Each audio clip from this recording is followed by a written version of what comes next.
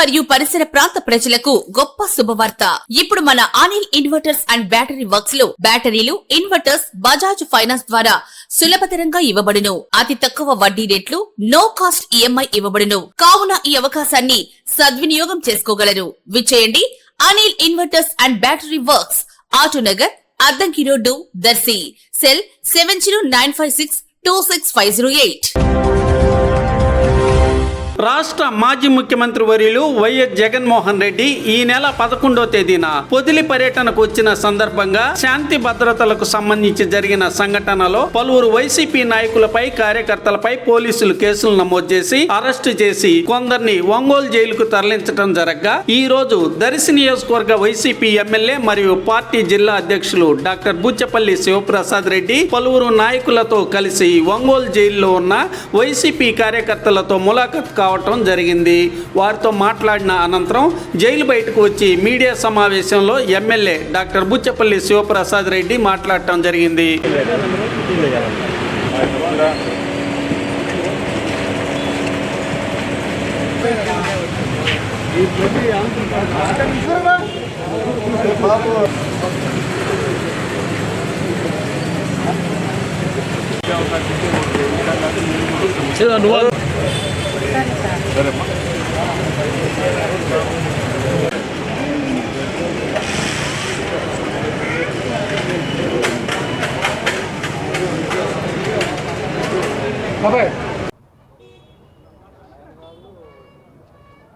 ప్రీతం నాయకులు వైఎస్ జగన్మోహన్ గారు మొన్న పొదిలి వచ్చేసినప్పుడు ఎంతోమంది రైతులు కానీ, రైతు కూలీలు కానీ, వైఎస్ఆర్ కాంగ్రెస్ పార్టీ కార్యకర్తలందరూ వేలాది మందిగా వచ్చేసి జగన్మోహన్ గారి కోసం అండగా ఉండి జగన్మోహన్ గారిని కలవాలని చెప్పేసి వాళ్ళ సమస్యలు తెలుసుకోవడం, తెలియపరచడం కోసం ప్రకాశం జిల్లా నలుమూలల జగన్మోహన్ గారు అవడానికి వచ్చారు.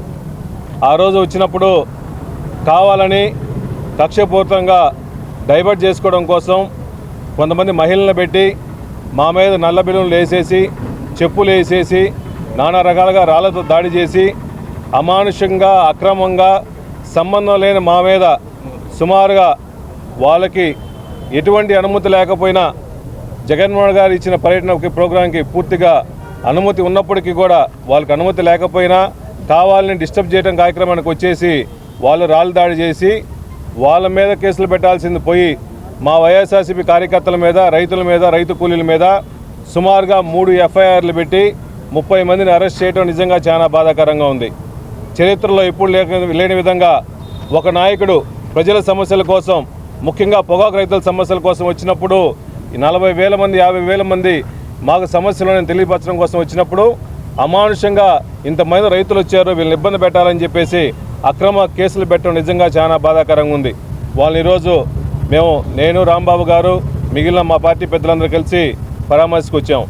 వాళ్ళు ఒకటే చెప్తున్నారు, మాకేం ఇబ్బంది లేదు, ఒక మంచి కాజు కోసం మా నాయకుడు వచ్చాడు, ఆయన కోసం ఎన్ని కేసులు పెట్టాకైనా ఇబ్బంది పెట్టినా మాకేం ఇబ్బంది లేదు, ప్రజల కోసం పోరాటం చేసే నాయకుడు మాకు కావాలి, జగన్ నాయకత్వంలో మేము పనిచేస్తామని చెప్పి వాళ్ళందరూ ధైర్యంగా ఉన్నారు. అయ్యా మీరు ఒకటే గుర్తుపెట్టుకోండి, జగన్మోహన్ గారు వచ్చిన కాజు మంచి కాజు, రైతుల కోసం వచ్చింది, పొగాకు రైతుల కోసం. ఈరోజు నిన్న విషయం చూస్తుంటే సెంట్రల్ మినిస్టర్ గోయల్ గారు హడావుడిగా పరిగెత్తుకొని వచ్చి ఈ రాష్ట్రానికి ఎందుకు వచ్చాడు, మేమనే వాళ్ళమే పోరాటం చేయకపోతే, మేమనే వాళ్ళమే రైతుల పక్షాన పోరాటం చేయకపోతే, జగన్మోహన్ గారు పొదిలి రాకపోతే ఈ రాష్ట్రంలో రైతు సమస్యలు రాష్ట్ర ప్రభుత్వానికి కానీ, సెంట్రల్ ప్రభుత్వం కానీ తెలిసే పరిస్థితి లేదు. వచ్చిన పాటనే చంద్రబాబు నాయుడు గారు కూడా ఈ రాష్ట్రం నుంచి 150 కోట్లు, సెంట్రల్ గవర్నమెంట్ నుంచి 150 కోట్లు ఇవ్వని చెప్పి అడిగారు. సెంట్రల్ గవర్నమెంట్ నుంచి డబ్బులు రావడం లేట్ అయినా కూడా స్టేట్ గవర్నమెంట్ పెద్ద మనసు చేసుకొని ఆ 150 కోట్లు రిలీజ్ చేసి దయచేసి పొగాకు రైతులని ఆదుకోవాలని తెలియజేస్తున్నాం. ఈరోజు కూడా చూస్తుంటే పశ్చిమ ప్రకాశం జిల్లాలో కూడా, కనిగిరి ప్రాంతంలో కూడా, పెద్దారవీడి ప్రాంతంలో రైతులు ఈరోజు కూడా రోడ్డు మీద కూర్చొని బైఠాయింపు చేసి సుమారుగా 4 కిలోమీటర్లు 5 కిలోమీటర్ల ట్రాఫిక్ జామ్ అయింది. రైతులు మొత్తం అడ్డుకున్నారంటే రైతులకు ఎంత సమస్యలు ఉన్నాయో. ఈ ప్రభుత్వంలో రైతులు ఎన్నో కష్టాలు పడుతున్నాడు, ముఖ్యంగా పొగాకు రైతులు ఎన్నో కష్టపడుతున్నారు. కాబట్టి దయచేసి ఆదుకోవాల్సిన బాధ్యత, కనీస బాధ్యత రాష్ట్ర ప్రభుత్వం ఉంది. కాబట్టి దయచేసి డబ్బులు రిలీజ్ చేసి ఒక బోర్డు ద్వారా అవసరమైతే గోడౌన్స్ తీసుకోండి, ఏఎంసీలు తీసుకోండి, మార్క్ఫెడ్ నుంచి తీసుకోండి, దయచేసి అన్ని పర్చేజ్ చేయవలసిందిగా, రైతుల ఆత్మహత్యలు నివారించడం కోసం మీరు ఎంబటే పర్చేజ్ చేయాలని చెప్పి కోరుకుంటున్నాము.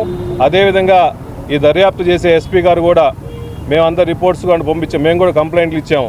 దాడులు చేసింది మేము కాదు, దాడులు చేసింది మొట్టమొదటి దాడులు చేసింది వాళ్ళు చెప్పులు దాడులు చేశారు. దాంట్లో ఒకరు ఇద్దరు అదే చెప్పు వాళ్ళ మీద వేయడం జరిగింది. చూశాను, నేను వీడియో క్లిప్పింగ్స్ చూశాను. అట్లీస్ట్ వాళ్ళ మీద కేసులు పెట్టలా. మావాడు ఒక్క కార్యకర్త ఏదో చెప్పేసాడని చెప్పి 30 మంది మీద కావాలని కేసులు పెట్టారు. ఇంకా చాలా మంది మీద కేసులు ఉన్నాయని చెప్తున్నారు. దయచేసి నిష్పక్షపాతంగా ఎవరికి ఏ ఇబ్బంది లేకుండా ఈ కార్యక్రమానికి వచ్చిన వాళ్ళని రైతులను ఇబ్బంది పెట్టకుండా దయచేసి ఫేర్ దర్యాప్తు చేయాలని చెప్పి మనస్ఫూర్తిగా కోరుకుంటున్నాం.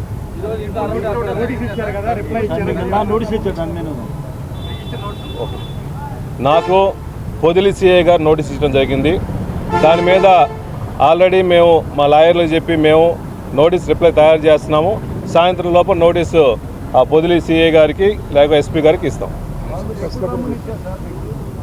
మాకు పర్టికులర్గా ఇన్ని రోజుల లోపల రిపోర్ట్ ఇవ్వమని కానీ మమ్మల్ని అటెండ్ అవ్వమని కానీ ఎక్కడ ఇవ్వలేదు. వాళ్ళు ఈ విధంగా పర్మిషన్ మీరు అప్లై చేస్తున్నారు. ఈ పర్మిషన్ వల్ల రకరకాల ఇబ్బందులు జరిగినాయి.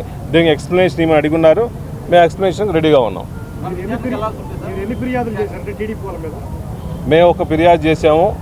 దాంట్లో పొదిల్లో వాళ్ళు వీడియో క్లిప్పింగ్స్తో పాటు ఆధారాలతో పాటు రాళ్ళు వేసేవాళ్ళు వీడియో క్లిప్పింగ్స్, చెప్పులు వేసేవాళ్ళు వీడియో క్లిప్పింగ్స్ కూడా క్లియర్గా సిఐ పొదిలికి పెట్టాము. ఎస్పీ గారి దృష్టికి తీసుకుపోయాము. వాళ్ళు ఎక్కడెక్కడ నిలబడి ఉన్నారో, ఏ ఇంటి దగ్గర నుంచి నిలబడ్డారో ఆ ఇంటి నుంచే దాడులు జరిగినాయి కూడా క్లియర్గా ఎక్స్ప్లెయిన్ చేస్తున్నాం.